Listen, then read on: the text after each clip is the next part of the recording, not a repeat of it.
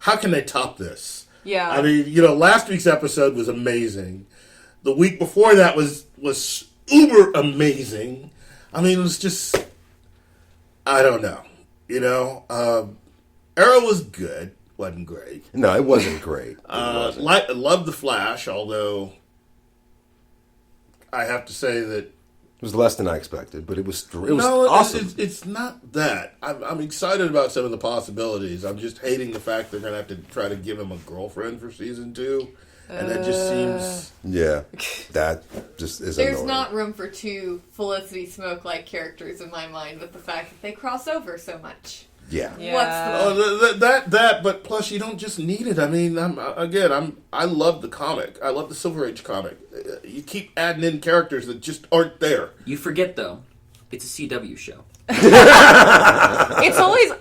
I really enjoy all of the action, but I don't like the romantic subplots. I like the random flirting that just happens and it's cute and it's offhand, but I do not like romantic subplots that are entirely big thing. I don't think I got to mention this before, and if I did, forgive me because I'll say it again. Edward Thawne is my hero. Just leave it at that. Did not of all the season finales, I didn't see that coming. Well, the character's not in the comics. Yes, he's a good character. Irrelevant of that, what he did, what they wrote. Yeah, that I'm sorry. The after effects of which will be felt for a while. That was amazing to me. I don't know if it was accurate, but it was amazing. It just seemed, but then again, I'm not knowing. We're not going to get into the whole time. No, we're not talking about none of that time travel. No, I will get a headache. No, it'll be like Bioshock Infinite trying to explain the storyline. No, that's not. Call Doc Brown. He can do it. You have to have a basic understanding of quantum physics at that point. It's a mess. Speaking of Doc Brown, Uh-oh. Thank you very much. That was, you've been making my segue so much easier. Like prune juice. 30th anniversary of an iconic movie. My favorite movies. I like that you said movies and I said movie. There's what I would consider one of our first trios or trilogies, which I don't remember if it was intended that way or not, but it did a good job. Oh yeah. I feel like it wasn't intended as a trilogy necessarily because the first movie wrapped its entire storyline up pretty well. So I feel like it didn't really need to, but 2 was good. So it didn't really. We call that a money like, grab. Whatever. To be fair, at the end of the first movie, they set themselves up for a sequel. For the possibility, which a lot of movies do. Yeah. But congratulations on their 30th anniversary, first of all. Absolutely. Oh yeah. I would consider it an iconic movie. It is. It's a movie that very easily could have gone wrong. Yes, it could have. It's actually one of my favorite time travel movies.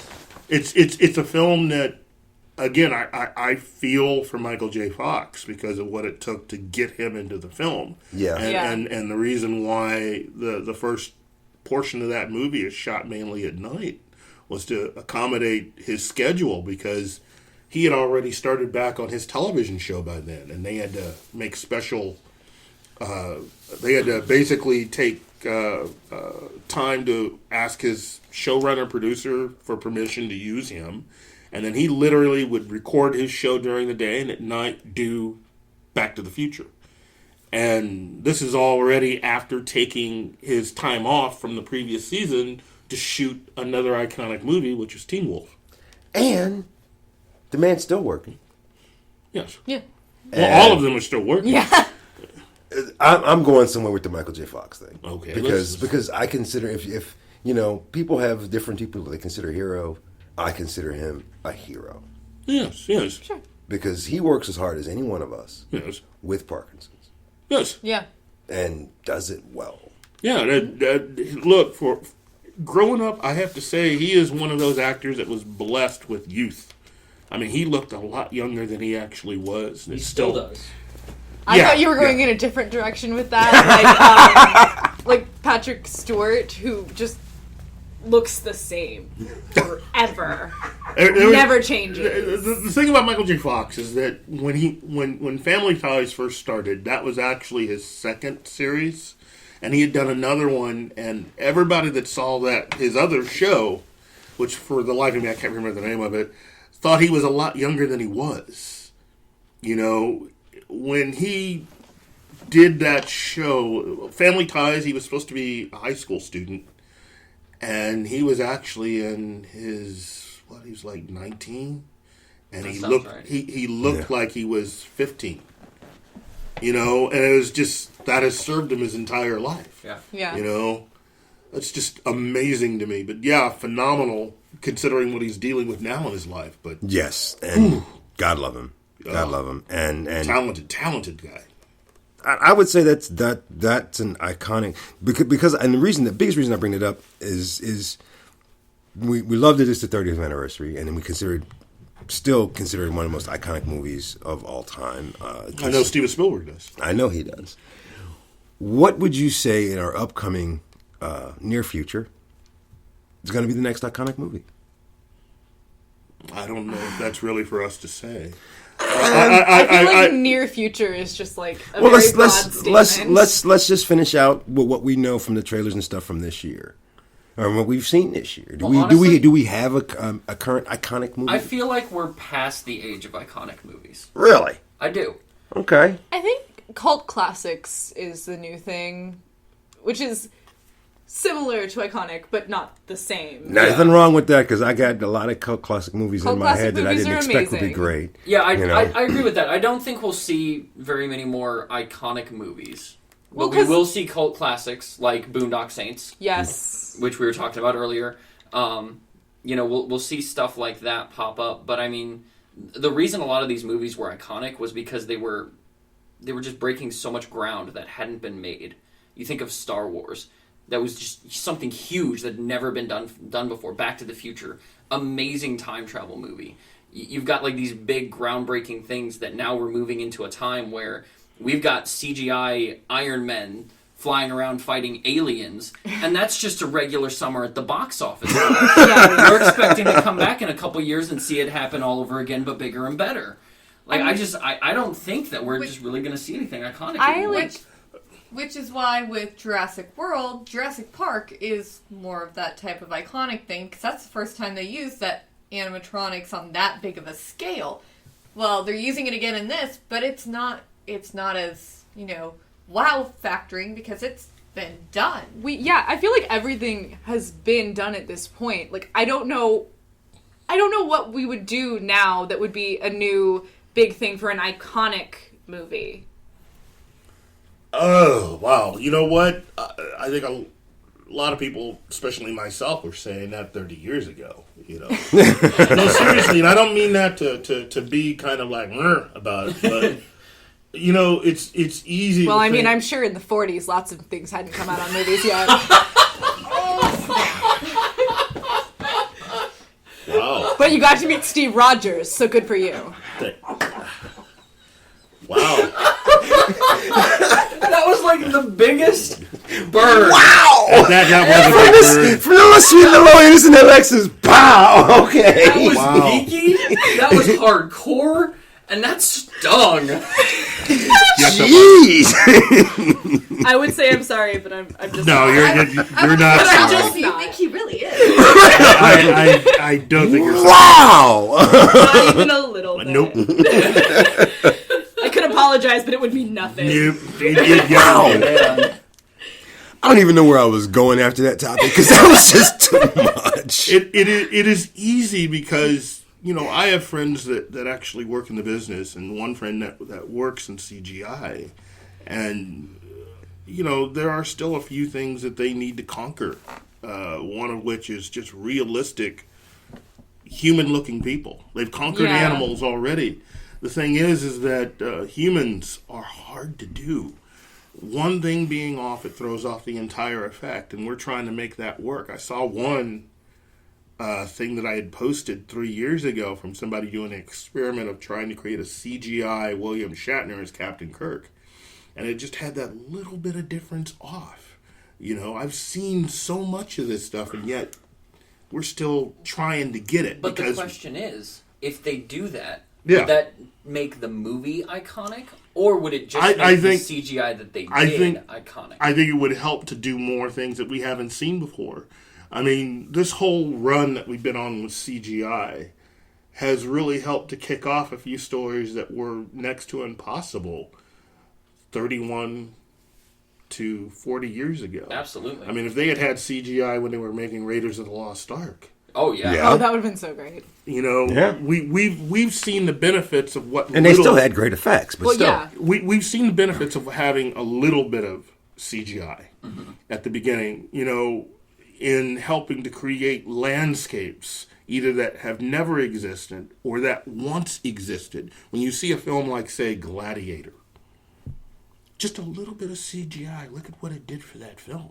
Yeah. And look at what the future of what we could do if you were making a film set, say, in Springfield, say, circa 1975. Okay? You couldn't easily do that by just taking a camera outside, because a lot of this is, I mean, where we're sitting right now, this is farmland in 1975. Yeah. I mean, Springfield only made it up to, like, Battlefield. Just Well, say, like, actually, everything was farmland. What in you're talking 1975. about, we're actually going to see in the Assassin's Creed movie when it comes out too. Yeah. That You know? actually leads me to my to finish off this topic because I want to get out of movies for just a second. But why? Because I want to go into video games for Okay. just a second. Because I'm going to take that same topic. Yes.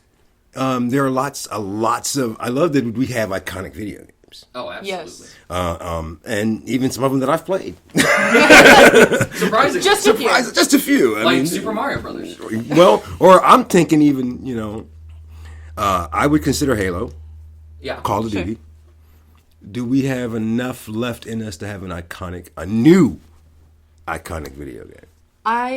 There was a big Kickstarter running for a horror game that you wore a mic for, and your breathing and any sounds that you made would alert the big bad of the game to Alexis, come towards are you saying you're breathing heavy into a microphone?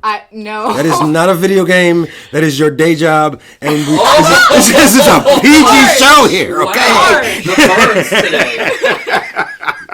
Harsh. No, but seriously, I would say Arkham Knight, the whole Arkham series when it first came out, that was considered The iconic. Arkham series. The has- Assassin's Creed series, BioShock, when it first came BioShock. out. God, what was the game with the driving and the killing and the crazy? Grand Grand Theft Theft Auto? Auto. No, not that one, but that's two. Twisted Metal. Oh, yeah. yeah. You know, Yeah. I mean, do we have room for a new iconic video game? That's the way the business is built. You know, again, what we're now looking at is virtual reality, 3D goggles. The Oculus Oculus Rift. Rift, yeah. You know what? The whole thing with Pacific Rim was awesome. Right. Having tested that out, I have to say, I love that movie. I love what the Oculus system did with that as far as the game that they had created for Pacific Rim. That is definitely the future. Oh, That absolutely. being I- the case, I'm really hoping that, at least within my lifetime, we move into fully immersive video games. You will. yeah. You Which will. would It's be happening amazing. now. It's no, happening but with now. like your nerves and your muscles, everything, Yeah, and your yeah. own. Did you say physicality. nerves or nerds? Nerves. Because Nerves and muscles, everything that you are affects the game. Your physicality, all those things, Yes. and it Yeah. just sounds so awesome. So what you're talking about with the game for that mic Yes. and what they're doing now, that is the next step. that is the next step. That is exactly what they'll be doing next. They've already got setups where instead of just being in, just having the glasses on, you're actually on this walking pad. And it's like a first-person shooter game. And you walk on this pad, and it moves your character through the game. That's the exact path they're going down. When they had the whole hotel for Star Trek Yeah. in Las Vegas, they had a walkthrough experience that you could do with Voyager, Star Trek Voyager. Yeah.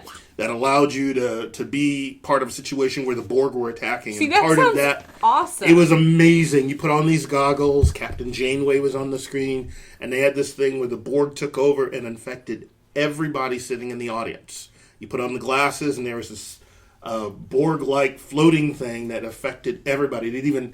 The dart, you felt it. And what it turned out was they were just squirting water on you. So it was divided, but it worked with the glasses Yeah. and the whole 9 yards, and that was back then. Yeah, You know, the we're 4D talking stuff that- we're I talking. feel like eventually we're going to move into like full immersion chambers. Yeah. like with floating and zero gravity and air and things like Once that. you do this, eventually we're gonna move into where they put a chip into our brain, and that's really what it's gonna happen. She's Johnny so into this Mnemonic. whole. And then it'll be